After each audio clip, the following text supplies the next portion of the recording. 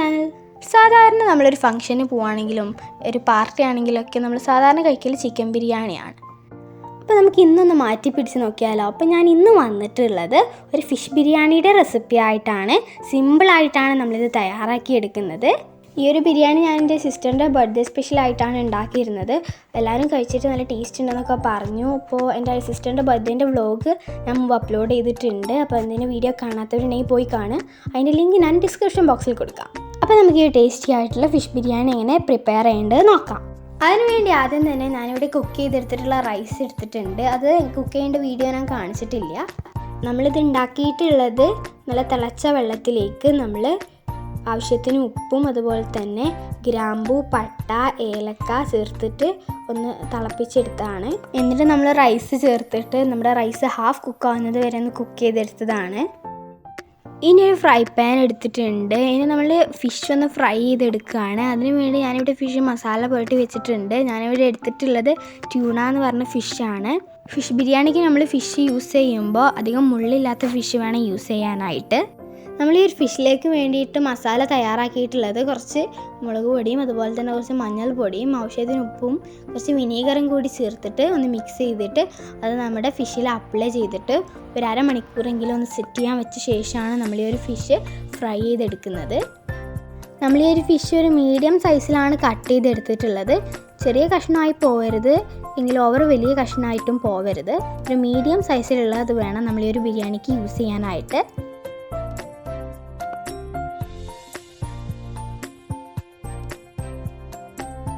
നമ്മുടെ ഫിഷിൻ്റെ ഒരു സൈഡ് ആയാലും നമ്മൾ ഇതുപോലെ ഇങ്ങനെ മറിച്ച് ഇട്ട് കൊടുക്കണം. അതുപോലെ നമുക്ക് രണ്ട് സൈഡും ഒന്ന് ഫ്രൈ ചെയ്തെടുക്കാം.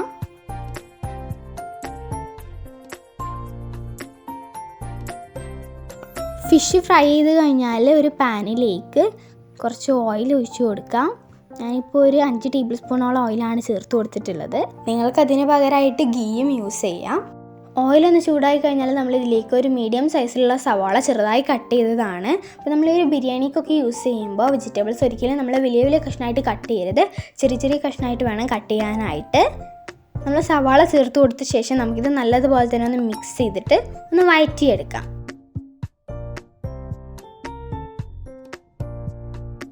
ഇപ്പോൾ നമ്മളെ സവാള നല്ല വഴറ്റി വന്നിട്ടുണ്ട്. ഇനി നമ്മളിതിലേക്ക് ചേർത്ത് കൊടുക്കുന്നത് കുറച്ച് അണ്ടിപ്പരിപ്പും അതുപോലെ തന്നെ കുറച്ച് ഉണക്കമുന്തിരിയുമാണ്. അത് കൂടി ചേർത്തിട്ട് നമുക്കിത് നല്ലതുപോലെ തന്നെ ഒന്ന് മിക്സ് ചെയ്യാം.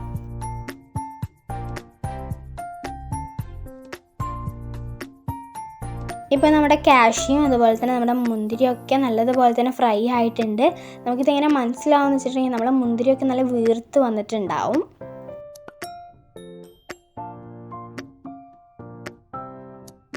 ഇപ്പോൾ നമ്മളിത് നല്ലതുപോലെ തന്നെ ഫ്രൈ ചെയ്തെടുത്തിട്ടുണ്ട്. ഇനി നമ്മളിതൊരു ബൗളിലേക്ക് മാറ്റിയിട്ടുണ്ട്.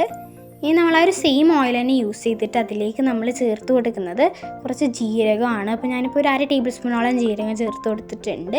അത് നമുക്ക് നല്ലതുപോലെ തന്നെ ജസ്റ്റ് ഒന്ന് ഫ്രൈ ചെയ്തെടുക്കാം. ഇനി നമ്മളിതിലേക്ക് ചേർത്ത് കൊടുക്കുന്നത് 2-3 പച്ചമുളകും അതുപോലെ തന്നെ ഒരു 2 സവാള ചെറുതായി കട്ട് ചെയ്തതുമാണ്. അത് ചേർത്ത് കൊടുത്തിട്ട് നമുക്കിത് നല്ലതുപോലെ തന്നെ ഒന്ന് മിക്സ് ചെയ്തിട്ട് വഴറ്റിയെടുക്കാം. നമ്മുടെ ഈ ഒരു ഒനിയൻ്റെയും അതുപോലെ തന്നെ പച്ചമുളകിൻ്റെയും ഒക്കെ ഒരു പച്ചമണം മാറുന്നത് വരെ നമുക്കൊന്ന് വഴറ്റിയെടുക്കാം.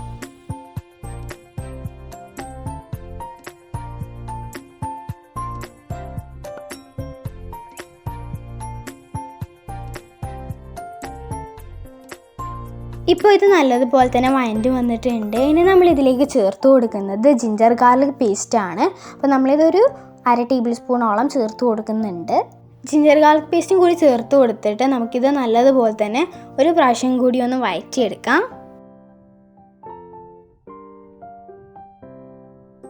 ഇനി നമ്മളിതിലേക്ക് ചേർത്ത് കൊടുക്കുന്നത് ഒരു വലിയ ടൊമാറ്റോയാണ്. അപ്പോൾ ഞാൻ 2 വലിയ ടൊമാറ്റോയാണ് ചെറുതായി കട്ട് ചെയ്ത് ചേർത്ത് കൊടുക്കുന്നത്.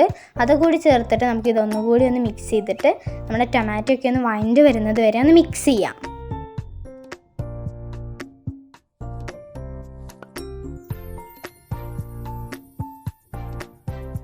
ടൊമാറ്റോ ജസ്റ്റ് വഴറ്റി വന്നാൽ നമുക്കിത് അടച്ച് വെച്ചിട്ട് കുറച്ച് സമയം ഒന്ന് കുക്ക് ചെയ്യാം.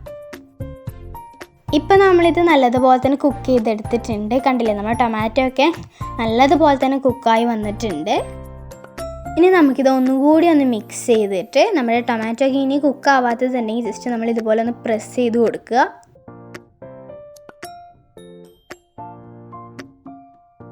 ഇനി നമുക്കിതിലേക്ക് പൊടികൾ ചേർത്ത് കൊടുക്കാം. അപ്പോൾ നമ്മൾ ആദ്യം തന്നെ ചേർത്ത് കൊടുക്കുന്നത് കുറച്ച് മഞ്ഞൾപ്പൊടിയാണ്.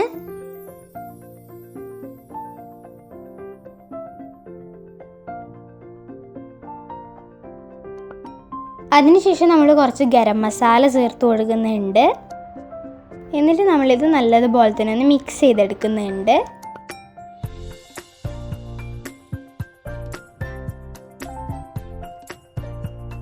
അതിനുശേഷം നമ്മളിതിലേക്ക് നമ്മുടെ ടേസ്റ്റിനനുസരിച്ച് ഉപ്പും കൂടി ചേർത്തിട്ട് ഒന്നുകൂടി ഒന്ന് മിക്സ് ചെയ്യുന്നുണ്ട്. എന്നിട്ട് നമ്മളതിലേക്ക് നമ്മൾ ഫ്രൈ ചെയ്തെടുത്തിട്ടുള്ള നമ്മുടെ ഫിഷാണ് ചേർത്ത് കൊടുക്കുന്നത്. ഫിഷ് ചേർത്ത് കൊടുക്കുമ്പോൾ നമ്മൾ സൂക്ഷിച്ച് വേണം ചേർത്ത് കൊടുക്കാനായിട്ട്. അപ്പോൾ നമ്മളിത് ചേർത്ത് കൊടുക്കുമ്പോൾ നമ്മുടെ ഫിഷ് ഉടയാനായിട്ടൊക്കെ സാധ്യതയുണ്ട്. അപ്പോൾ അതൊന്ന് സൂക്ഷിച്ചിട്ട് ചേർത്ത് കൊടുക്കുക.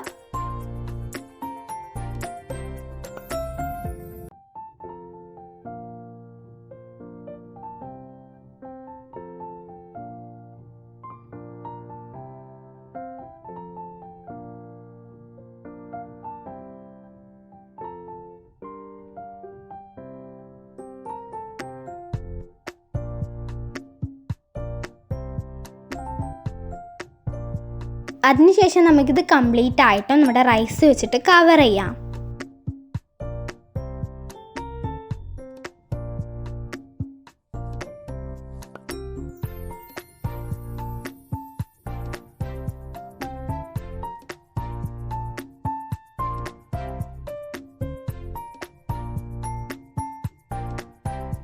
ഇനി ഇതിന് മുകളിലേക്ക് നമ്മൾ ആദ്യം ഫ്രൈ ചെയ്തെടുത്ത് വെച്ചിരുന്ന നമ്മുടെ മുന്തിരിയും കാഷ്യൂനട്ടും ഒനിയനും ഒക്കെ കൂടി ചേർത്ത് കൊടുക്കുക. അതിൻ്റെ കൂടെ കുറച്ച് ചപ്പും കൂടിയും ചെറുതായി കട്ട് ചെയ്തത് ചേർത്ത് കൊടുത്തിട്ടുണ്ട്. അത് ചേർത്ത് കൊടുത്ത ശേഷം നമ്മളിത് ലോ ഫ്ലെയിമിൽ ഒരു 5 മിനിറ്റോളം ഒന്ന് കുക്ക് ചെയ്തെടുക്കുന്നുണ്ട്.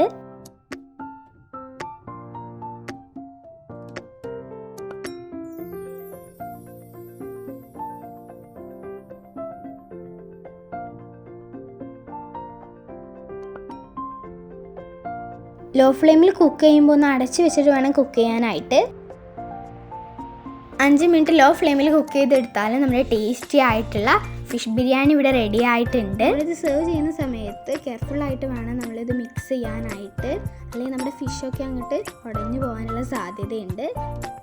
ഞാൻ പറയുന്ന ഈ ടിപ്സൊക്കെ ഫോളോ ചെയ്തിട്ടാണ് നിങ്ങൾ ഈ ഒരു ബിരിയാണി തയ്യാറാക്കുന്നത് എന്നുണ്ടെങ്കിൽ മാത്രമേ നിങ്ങൾക്ക് ഇത്രയ്ക്കും പെർഫെക്റ്റ് ആയിട്ടുള്ള ഫിഷ് ബിരിയാണി കിട്ടത്തുള്ളൂ. നിങ്ങൾ ഒരു തവണയെങ്കിലും ഇതൊന്ന് ട്രൈ ചെയ്ത് നോക്കണം.